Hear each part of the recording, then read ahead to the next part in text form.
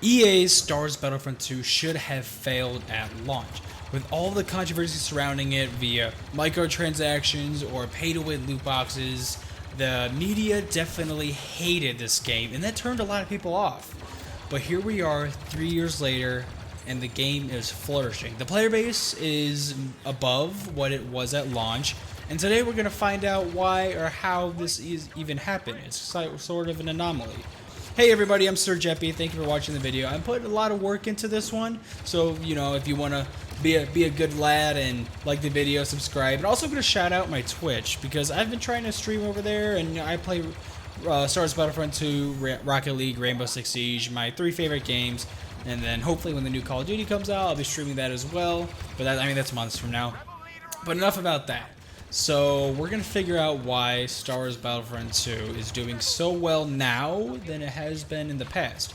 So a little bit of history for you. Star Wars Battlefront 2 launched with a pretty malicious pay-to-win loot box system. You could buy crystals via real-world money, and you can use these crystals to upgrade your star cards. Star cards have a direct effect on your gameplay. You could level up different aspects of your character, whether it's like your classes for your troopers or your heroes, which was most important. And with these upgraded star cards, with various upgrades, you can basically manipulate it to where you were much better than the competition off the bat, if you were willing to devote the money into it. So after all the controversy, the media, Reddit, YouTube tearing Battlefront apart, Disney stepped in and they finally did something. So there was a big lack of content for the first year that Battlefront was out, and the reason why is that DICE totally redid the progression system of the game. DICE actually took this game to heart, where I feel like EA was doing everything they can to destroy it. As we all know, EA is a huge money-hungry company, and they or a publisher, and they really limit and get a bad taste in developers' mouths because they really force all of the decisions. So DICE took it in their hands to totally redo the progression system. They got rid of everything pay to win. You couldn't even use your crystals for the longest time to buy anything. Now everything is upgradable via weapon leveling, leveling up your character, challenges, and then that's how you level up your star cards now, instead of this pay-to-win malicious system that they had at the beginning. So with the new progression system, the game started flourishing. After a long content drought, we started getting new characters, new heroes, and new maps. I mean, the Frostbite engine just looks crazy, and the heroes and all the maps look so good and sound amazing. It takes a lot of work to do this, especially when DICE is spread thin, and the game kind of flopped at first. So you gotta give DICE credit for actually sticking to it, kind of like how Ubisoft did with the Rainbow Six Siege. I kind of like that kind of redemption storyline to it. So the game started off with 14 heroes, and now we are up to 15, 16, 17, 18, 19, 20. So you may think that, only an addition of 6 heroes in 3 years is kind of nuts, especially when you look at a game like Rainbow Six Siege, where they release 2 new operators every season. So that's 8 operators a year. But the reason why is because the big huge drought in the first year, pretty much it almost took a year to really turn this game around, the progression system, and it created a big huge lack of content, and it halted everything. So when you have amazing heroes like Boba Fett, Bossk, Chewbacca, Darth Vader, my boy Emperor Palpatine, my man Han Solo, new character Iden Versio, which if you didn't play the campaign, Iden's actually really cool. And Kylo Ren, Lando Calrissian, Princess Leia, Luke Skywalker, Darth Maul, Rey, Yoda, and then new characters such as Finn, Captain Phasma. Dude, General Grievous looks amazing. Hello there, Count Dooku, and you underestimate my powers, my boy Anakin Skywalker, which is actually OP as hell. But you can understand why it takes so much development to really get these characters in motion. I mean, you want to release them bug-free, but you want them to look really good as well.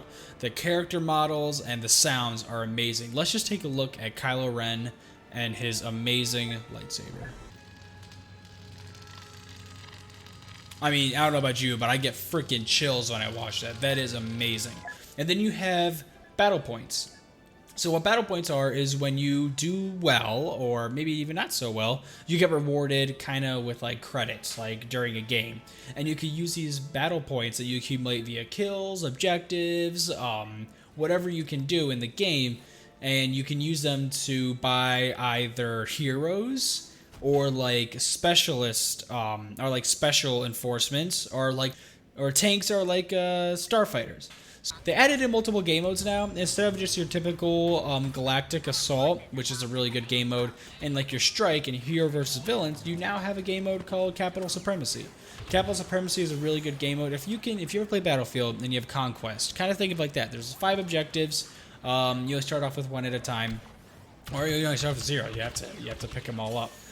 You capture the command posts, and then by the time 100 tickets are passed, your team accumulates 100 points, so you take transport ships up to the capital ships that are sitting above the map, and then you complete various objectives like destroying energy cells and taking out the engines, all that cool stuff. And it's really close quarter combat, and it makes for some epic gameplay. But one of my favorite modes is heroes versus villains. You have one side of 4 light side heroes and then one side of 4 dark side heroes. It could be bounty hunters, Sith, Jedi, Han Solo, Chewbacca, and then all the new DLC characters. And then you duel that out, and then obviously whoever's the best wins. So then you also have game modes like Ewok Hunt. Ewok Hunt is, I don't know if you ever played Call of Duty, where you have like the infected mode. It's kind of the same thing with Ewoks. There starts off with, I believe at the time when I was playing, there was 1 Ewok and then 19 stormtroopers. Now this Ewok has a spear. He has like these things called Wisties, which is like a big like it's like a little sack that they throw or something. It has like mystical stuff in there, and it damages stormtroopers. But eventually, I mean, the Ewoks generally always win. And then once a Ewok kills a stormtrooper, the stormtrooper becomes an Ewok, and then that keeps on, happening until the stormtroopers are no more. And then if you ever get a chance to play the campaign is actually really good. Now, it's not hard by any stretch of the imagination. I feel like it's kind of more catered to like the easy mode. But even on the hardest, I had no difficulty with it.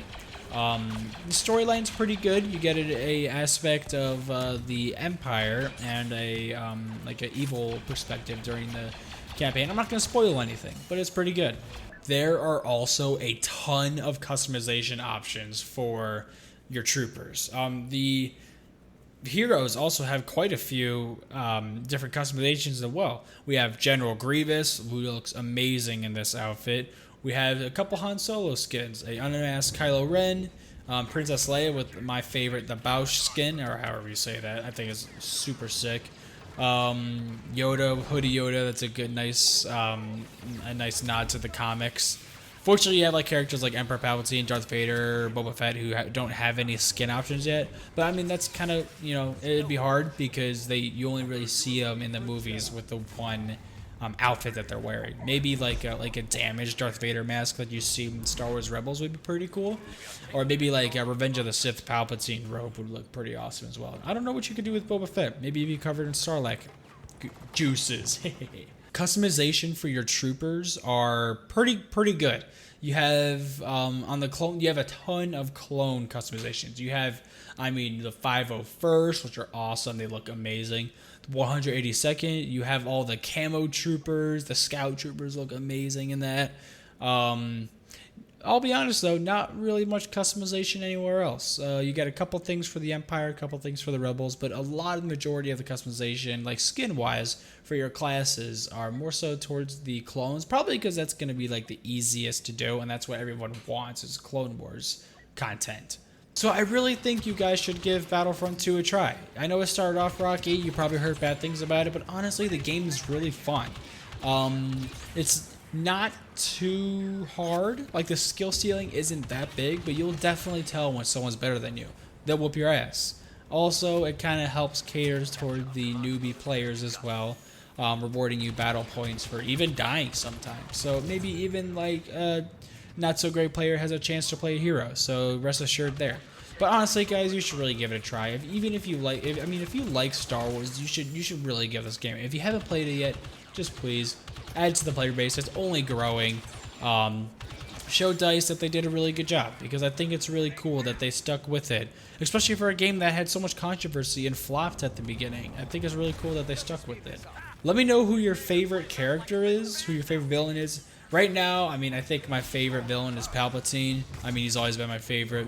And then my favorite light side hero is either going to be probably Princess Leia, because I love the Bausch outfit. Oh my god, I don't know how to say that. The Bausch outfit so much.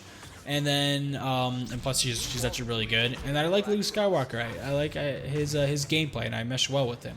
But let me know what you guys think. What's your favorite map? Do you like Capital Supremacy? By the way, did you see Droidekas are out? Like, what? You gotta go play that shit now. So let me know what you guys think. Thank you guys for watching. Go follow me over on Twitch. Hopefully we can have some fun over there. And yeah, thank you all for watching. Jeppy out.